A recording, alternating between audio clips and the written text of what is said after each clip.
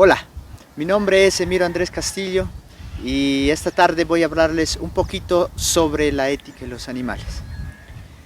Sabemos que en el mundo existen distintos tipos de discriminación. Esto se da porque tenemos en consideraciones morales distintas, eh, puede ser a una raza distinta, a un color de piel distinta, perdón, y eso es a lo que nos lleva a una discriminación a nosotros mismos, a nosotros los seres humanos. Eh, la ética de los animales habla un poquito sobre esas consideraciones morales que nosotros tenemos, pero con los animales. Eso es el trato que les damos, cómo estamos relacionados con ellos e incluso para qué los usamos. Cuando tenemos a alguien en consideración moral, es la forma en cómo nuestras decisiones, nuestras acciones afectan a esa otra persona. Entonces, esas consideraciones morales no se dan siempre con las personas, con nuestra misma especie. También se dan con los animales o con otras cosas, por ejemplo, con los árboles, con los mismos ecosistemas. Entonces, cuando damos esas consideraciones morales a otras cosas, estamos aplicando un poquito de esa ética, incluso cómo tratamos a un animal, puede ser un animal doméstico, un animal que sea de la fauna silvestre, en cómo los tratamos, en cómo les damos, por decir de alguna manera, perdón, ese respeto que ellos como habitantes de este planeta se merecen. Pero ¿por qué se da esto de las consideraciones morales y la ética? Ya lo dice por ahí en un libro Fernando Savater, La ética de urgencia, que la ética y la moral son un invento propiamente del ser humano. ¿Por qué razón? Porque somos nosotros quien somos conscientes, tenemos esa conciencia y quienes podemos dar esas consideraciones morales a cosas o animales y obviamente a las personas de nuestra misma especie.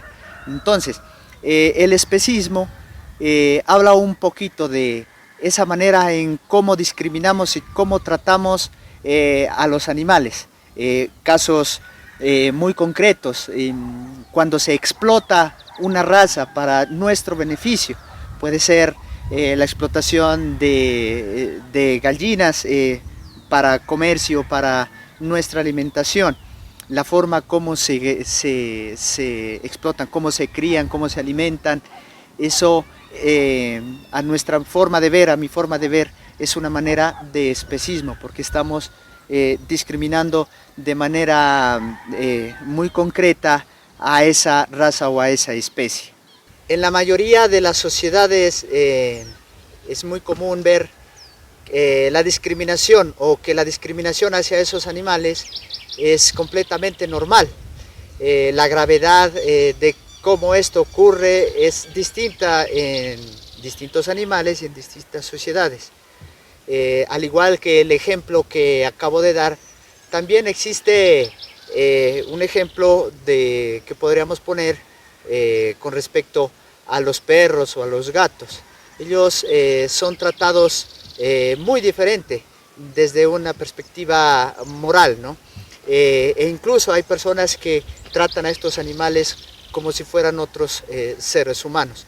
Se les da más atención, se los alimenta, se los cuida e incluso se les llega a comprar y llegan a adquirir bienes que solo los seres humanos podríamos adquirir. Por ahí otro ejemplo que da Fernando Savater en su libro La ética de urgencia, decía que muchas de esas especies tienen que cumplir con su papel para cuales fue creada. Por ejemplo, si el ganado fue creado para alimentarnos, solamente va a servir para eso.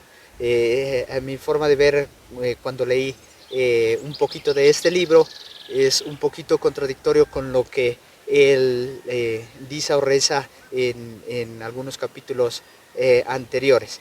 Entonces, en mi forma de ver, en mi caso, que soy una persona de campo, podría poner unos ejemplos de cómo esas consideraciones morales, ese respeto, esa ética, se lleva a cabo de manera correcta, por decirlo de alguna manera, con animales que viven en estas zonas. Es un ejemplo, las mismas gallinas o el mismo ganado, las mismas vacas, ellas desde que nacen se les da un cuidado, viven una vida plena al aire libre, no viven encerrados, viven sin estrés, o sea que les estamos tratando de una forma bastante ética, de una ética correcta, y los usamos cuando es debido, no porque necesitamos tener un beneficio exagerado de ellas, solamente el beneficio que puede darnos a ellos sin tener un maltrato, sin explotarlo. Entonces, de esta manera, pues, la ética de los animales se da dependiendo de las sociedades de diferentes formas.